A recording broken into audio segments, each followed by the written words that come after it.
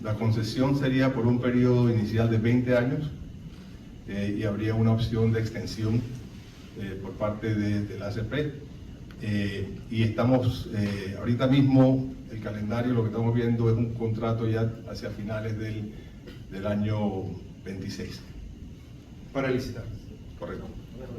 Una adjudicación ya al final del año 26. Así es, amigos oyentes, era Víctor Vial, el vicepresidente de Finanzas de la Autoridad del Canal de Panamá, quien daba detalles de lo que se le planteó a estas empresas en la reunión donde se les habló sobre el proyecto de construir un puerto en Corozal y otro en Telfers por parte de la ACP. Vale anotar aquí que esto es un primer acercamiento, ¿no? Y participaron, como decía, representantes de distintas empresas portuarias y también navieras. Entre las portuarias, por ejemplo, APM Terminals, que es el brazo portuario de Maersk, que opera en Panamá y es una de las primeras, uno de los primeros clientes del Canal de Panamá. También COSCO Shipping Port, que es de China, CMA Terminal, CMA CGM, que es una empresa naviera y de transporte de contenedores francesa. Creo que está entre las terceras más grandes del mundo. También DP World, que es una empresa logística y su sede está en Dubái, Emiratos Árabes Unidos. Era un grupo de empresas, como decía, de 19, las que estuvieron en esa reunión, y es un primer acercamiento. Posteriormente creo que tienen un tiempo de 30 días para analizar lo que se les propuso. Pueden solicitar aclaraciones o reuniones con la ACP. Posteriormente tienen que hacer una precalificación y luego una selección de los que irían a la licitación. Vamos a tener unos primeros comentarios sobre esta propuesta de don Carlos Ernesto González de la Lastra. Don Carlos ocupó la Secretaría de la Autoridad Marítima de Panamá por allá por 2008.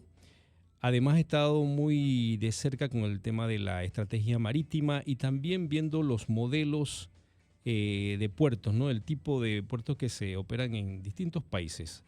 Le comentaba a don Carlos, nuevamente la bienvenida a Radio Panamá y a Infoeconomía. Qué bueno que esté con nosotros, una emisora de cobertura nacional. Nos escuchan en Darién, en Bocas del Toro, en Colón, en provincias centrales, en todos los puntos del país.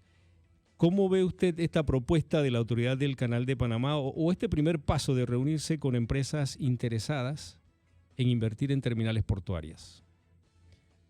Bueno, yo creo que es un paso positivo. Obviamente que al no conocer exactamente ubicación de puertos, el tipo de puerto que se va, quién lo va a construir, qué modelo de concesión se va a utilizar.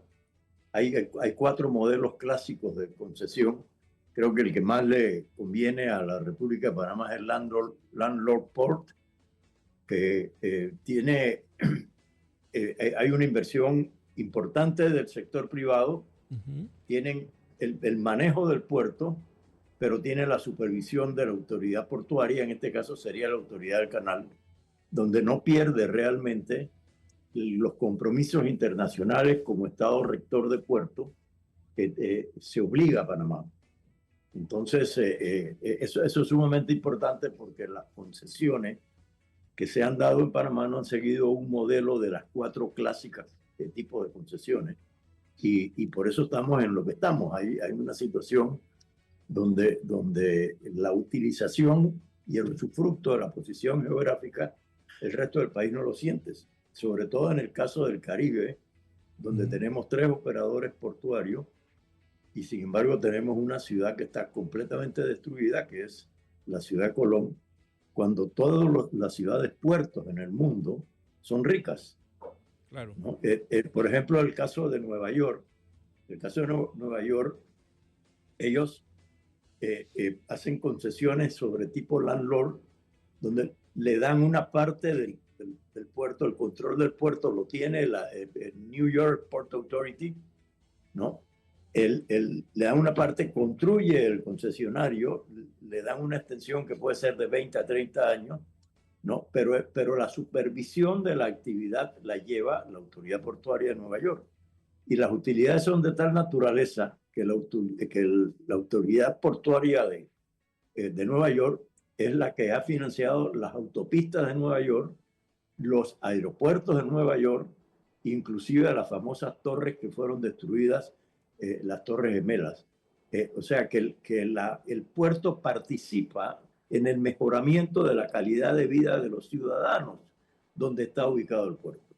El modelo de concesión que tenemos ¿es el que no nos conviene o es que ha habido falta de ser más estrictos en la regulación? Quiero decir, la Autoridad Marítima de Panamá, que en todo caso es el que tiene que estar velando porque se cumpla, ¿no?, lo establecido en esos contratos. Bueno, hay que irse a los orígenes de la concesión. Recuerden que Panamá, o sea, el caso de Panamá es único. Panamá, cuando se construye el canal de Panamá, pierde acceso al mar, porque sus dos puertos principales eran Cristóbal y el puerto de Balboa. Eso lo asume la autoridad del canal de Panamá como puertos para utilizarlo en dos líneas.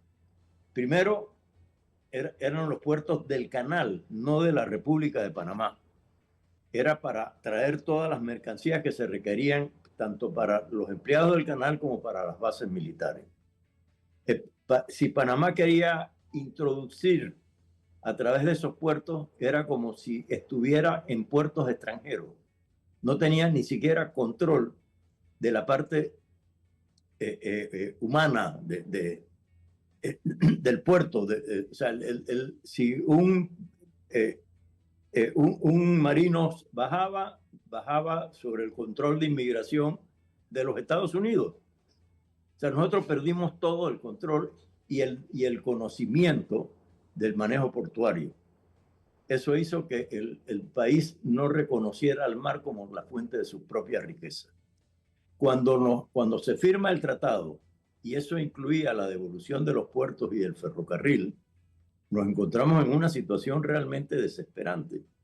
Los puertos estaban dominados por una serie de sindicatos internos de los Estados Unidos que se manejaban de acuerdo con las reglas de los Estados Unidos y se convirtieron en un problema porque no habían reglas realmente para tipos de sindicato portuario y se convirtió en un dolor de cabeza. Entonces, eso fue hasta antes de la reversión, don Carlos, eso fue hasta antes de la reversión, ¿no? Ya luego de la reversión que se retomó. Sí, eso fue antes de que nos entregaran el canal, entregaron primero los puertos y el ferrocarril. Correcto. No hay que olvidarse que el ferrocarril no le habían dado mantenimiento y eran realmente instalaciones muy malas. Pero nosotros no teníamos autoridad del ferrocarril ni teníamos autoridad portuaria. Había un desconocimiento y se ve Panamá con los puertos en la mano, no funcionaban bien, ¿no? Y entonces salieron a buscar operadores internacionales. Y el tipo de concesión que se hizo fue un híbrido. No aparece entre las 4 clásicas formas de dar concesión portuaria. Pero era lo que teníamos que hacer en ese momento por el desconocimiento. Es cuando se hace la Autoridad Portuaria de Panamá, ¿no? Pero para ver si se podía manejar y obviamente no estábamos preparados para hacerlo. Pero ya hoy por hoy tenemos el know-how. La mayor parte de esos puertos que están en Panamá son manejados por panameños. Claro. Ya tenemos mayor conocimiento de los mercados. Y por primera vez en la historia se le ha prendido el foco a la autoridad del canal, ¿no? Que hay otros negocios que podían realizarse. Se había hecho un departamento de otros negocios que fue cerrado. ¿Por qué? Porque un barco es una industria marítima flotante que trabaja 24 horas al día, 365 días al año, y cuando llega a puerto siempre requiere algún grado de servicio. Aquí los barcos llegan y tienen que irse a Cartagena y en el Pacífico a Lima. Claro. ¿No? A Perú, porque nosotros no ofrecemos el servicio salvo en la venta de búnker, ¿no? Y que es un negocio que podría ser muchísimo mejor, pero que, bueno, no está manejado de acuerdo con los reglamentos internacionales. Sí, la semana pasada se mencionó que el próximo operador del puerto de Isla Margarita en Colón será seleccionado a través de un acto público internacional abierto a todos los competidores y se prevé que sea durante los primeros meses de 2026. Aquí vale señalar o recordar también que por orden del presidente de la República se expropiaron al menos 41 fincas de Isla Margarita que eran propiedad de Panamá Colón Container Port. PCCP era la sociedad que desde 2013 tenía estas concesiones en el área de Colón. Don Carlos, esto de expropiar terrenos, no sé cómo suena, no es muy común que escuchemos esto acá en nuestro territorio, ¿no? Bueno, ¿qué podía hacer el Estado? Posiblemente la posición geográfica más importante en el Caribe es donde está ubicada Isla Margarita. Desde la primera entrega de bases militares que hizo los Estados Unidos a Panamá fue Isla Margarita. ¿Qué era Isla Margarita? Don Carlos, ¿qué era Isla Margarita antes?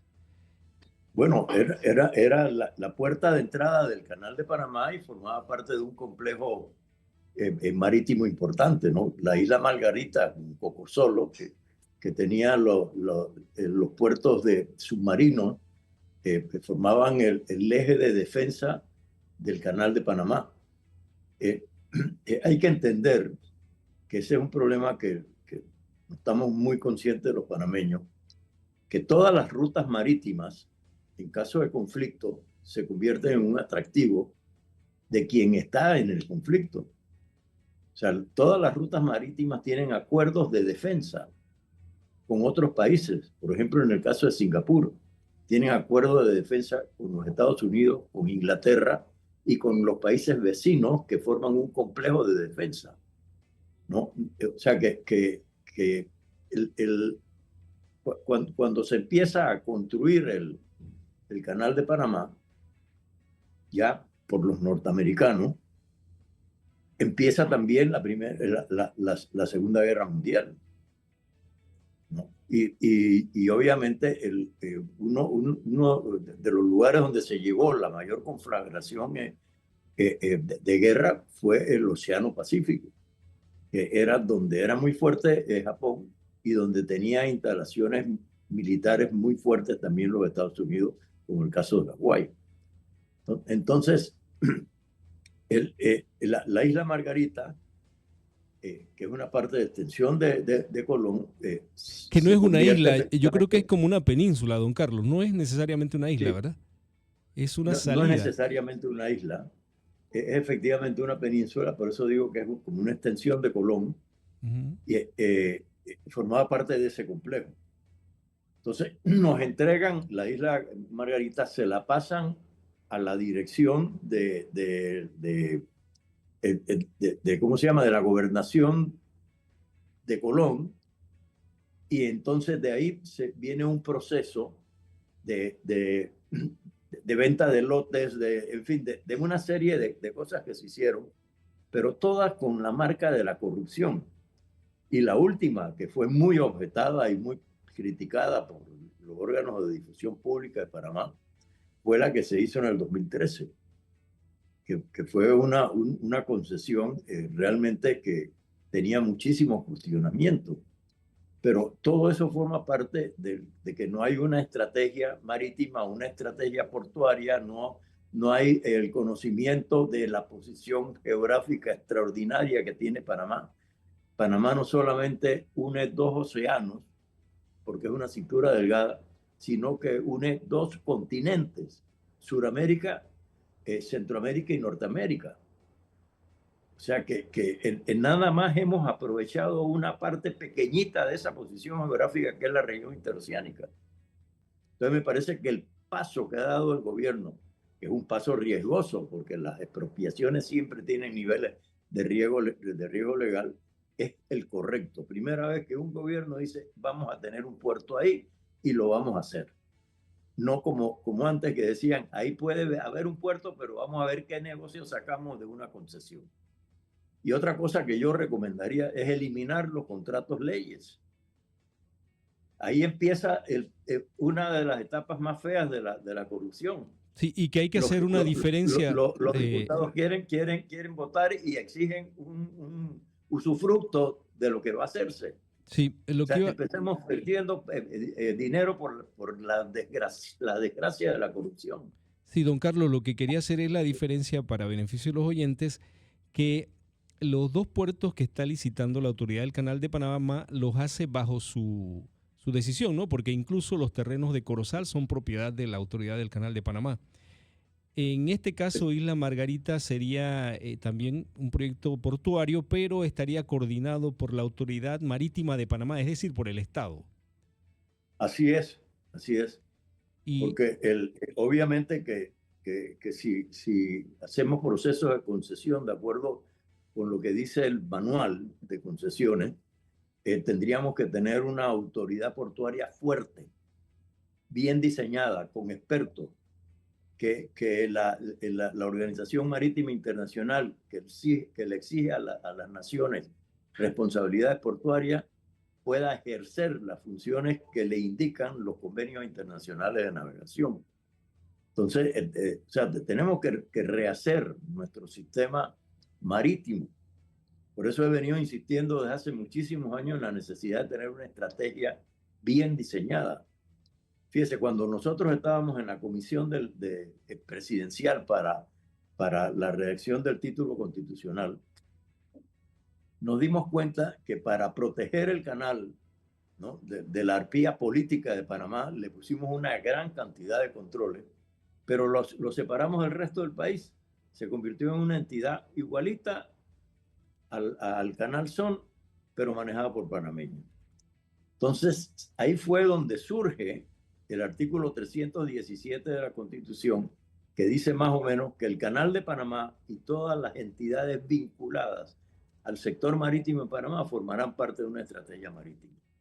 Se hizo la primera estrategia en el 2004 y se cumplió 100%. Se hizo la del 2008, que fue un decreto ley de la presidencia, y vino una administración que dijo: a mí no me interesa esto, y se perdió un trabajo que había costado una fortuna y se perdieron casi 2 millones de dólares que iba a dar el Banco Mundial para que la pusiéramos en ejecución. Claro. Entonces, este país no puede seguir así, en manos de gente ignorante del sector, sin tener un plan, sin tener una estrategia. Mi padre siempre me decía: si sales de la casa y no sabes a dónde vas, no sabes a dónde llegas. Entonces nosotros debemos tener una estrategia bien definida que nos permita seguir un camino que le haga que el país sea rico de verdad y no nada más un enclave encapsulado que es la región interoceánica. Para establecer algunas recomendaciones, mencioné en primer lugar el tema de la estrategia marítima de Panamá, que hay que hacer algunos cambios, don Carlos. Por ejemplo, si nos pudiera mencionar algunos. Bueno, la estrategia marítima se hizo en el 2008, si mal no recuerdo, y el mundo ha cambiado, ¿no? El mundo ha cambiado, lo cual permitiría incorporar todo lo que es tecnología, todo lo que es la cadena de suministro, ¿no? Los controles que exige la Organización Marítima Internacional, que le corresponden al Estado, no a un concesionario, ¿no? Hay que preparar dentro de la autoridad marítima la dirección de puerto, que sea completamente una dirección similar a la de otros puertos, como el caso del puerto de Nueva York. Ellos lo que dan en concesiones son áreas portuarias, ¿no? Que el concesionario tiene que construir el muelle, ¿no? Y todo eso bajo una supervisión estricta, redactada en la concesión y manejada por la Autoridad Portuaria de Nueva York, New Jersey. Esa situación no solamente es para cumplir las reglamentaciones que deben tener los puertos internacionales, sino también para garantizarse que la ciudad de Nueva York tenga beneficios que la hagan cada vez mucho más atractiva. O sea, la ciudad de Nueva York es una de las ciudades más ricas del mundo y se debe efectivamente a la forma como se manejan las concesiones portuarias, porque las concesiones portuarias están entregadas y dadas a empresas con el objetivo del mejoramiento de la ciudad de Nueva York. Fíjese usted la tremenda contradicción que tiene Panamá. Parece que hubiera pasado una guerra en la ciudad de Colón, ¿no? Los tres operadores portuarios, ¿qué hacen por la ciudad donde están ubicados esos puertos? Creo que hay algunos pequeños programas, don Carlos, pero como que no es lo suficiente para atender a esa ciudad, ¿no? Le conviene a los operadores portuarios que sea una gran ciudad. Ahora tenemos un puerto para cruceros, ¿no? Sí. Se bajan de los cruceros y salen y se montan en los buses y se van, no pasan por Colón. Sí, quizás es uno de los puntos que a lo mejor habrá que agregar en esos contratos de concesión que se hagan. Recomendaciones puntuales que pudiera hacerle, no sé si tanto a la ACP como la AMP sobre estas concesiones que se pretenden dar y que sean para beneficio y desarrollo del país. Lo primero que yo haría es solicitarle a la AMP que antes de meterse en esta aventura busque asesores del puerto de Nueva York, el New York Port Authority, y el puerto de Rotterdam. Han sido instalaciones portuarias extremadamente exitosas. Fíjese usted, donde más productos perecederos se venden en el mundo y se distribuyen en el mundo es en el puerto de Rotterdam. Nosotros no tenemos ni siquiera un muelle para la exportación de productos agrícolas. O sea, entonces que la orientación que vaya a tener el canal sea no solamente para utilidades para el mismo canal, sino al entorno donde están los puertos. No podemos seguir siendo un país con una extremada buena posición geográfica y con ciudades muy pobres al lado de esos puertos. Claro. Entonces, yo recomendaría formalmente que el Canal de Panamá busque asesoramiento en esos dos puertos que han sido tremendamente exitosos y han beneficiado a la ciudad donde están instalados esos puertos. Bueno. Esa sería mi primera y gran recomendación. Como no, don Carlos.